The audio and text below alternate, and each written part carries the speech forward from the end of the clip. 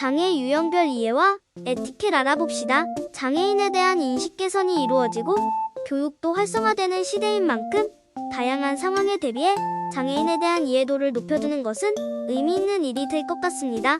오늘은 장애인에 대한 이해를 높이는 시간을 가져볼게요. 장애인 인구수, 먼저 우리나라의 장애인 수는 얼마나 될까요? 보건복지부에 따르면 2021년 말 기준 등록장애인의 수는 약 264만 5천 명이었으며 이것은 우리나라 총 인구를 5,164만으로 계산했을 때 전체 인구 대비 5.1% 정도라고 해요.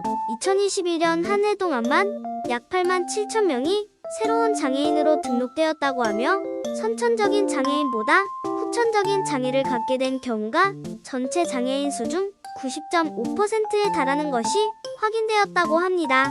에티켓. 오늘도 특히 주의가 필요한 7가지 장애 유형 중 4가지를 살펴볼게요. 뇌병변장애.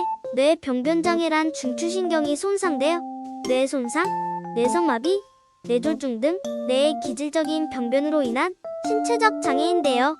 주로 임신과 출산 과정에서 발생하여 시각이나 청각, 언어상의 기능과 지적장애가 동반되는 중복장애가 있습니다. 인지적인 기능에 손상이 없기 때문에 장애를 극복하는 성공 사례가 종종 있다고 합니다. 뇌병변 장애인에게 행동할 때에는 개인의 사적인 물건인 휠체어나 목발 같은 보장구들을 허락 없이 사용하거나 만지는 일이 없어야 하며 닿을 수 없게 멀리 옮겨두는 일도 피해야 해요. 도움이 필요한지 먼저 묻고 휠체어 장애인에게는 앉기 전 해당 위치의 의자를 빼주고 물을 마실 때 컵과 함께 빨대를 제공하면 좋으며 휠체어 조작법을 미리 배워두는 것. 식사 자리는 식탁 혹은 의자 배열이 널찍한 곳이 좋으며 식사 시간이 길어질 수 있어 이 또한 배려가 필요해요. 시각장애. 시각장애인은 간단하게 정의하면 눈의 기능에 문제가 있는 사람을 가리키는데요. 시각장애인에게 행동할 때 주의할 핵심은 불안을 낮추는 것입니다. 제가 안내해 드릴까요?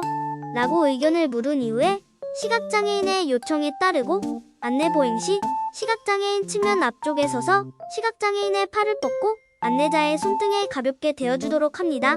이후 시각장애인이 안내인의 팔꿈치 부분을 잡고 이동하는 것이 안내인이 장애물에 대해 대처할 때 그 움직임이 시각장애인에게도 잘 전달되어 좋습니다. 실수하기 쉬워 주의해야 할 점들은 시각장애인을 직접 잡아서 끌거나 앞세워 미는 일, 그리고 안내견을 만지는 것인데요. 시각장애인과 소통해야 하는 안내견을 타인의 손을 타게 되면 안내견의 상황 판단 능력이 흐려지도록 영향을 줄 수 있어 주의해야 해요. 청각장애.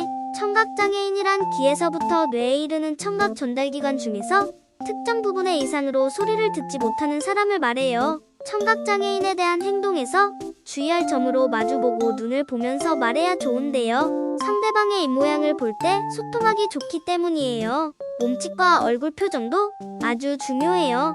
과장된 표정이나 행동은 필요 없고 고개를 끄덕이는 등의 제스처로 경청하고 있음을 표현해주세요. 밝고 소음이 적은 곳이 대화에 적절하며 주소, 연락처, 의약품의 이름 같은 중요한 정보들은 글로 주고받도록 합니다. 뇌전증 장애. 뇌전증 장애인은 인간의 뇌를 구성하고 있는 신경세포 중의 일부가 여러 원인에 의한 이상 기능 발생으로 신경계의 만성질환으로서 짧은 시간 발작을 일으키는 증상을 보여요. 뇌전증 장애인에게 행동 시 주의할 점은 경련 발작이 일어날 때에는 당황하지 않고 담당자에게 신속하게 알리고 폭신한 베개 등을 머리 아래에 깔아줍니다. 위험한 주변 물건들을 치우고 불안하게 만들지 않아야 합니다.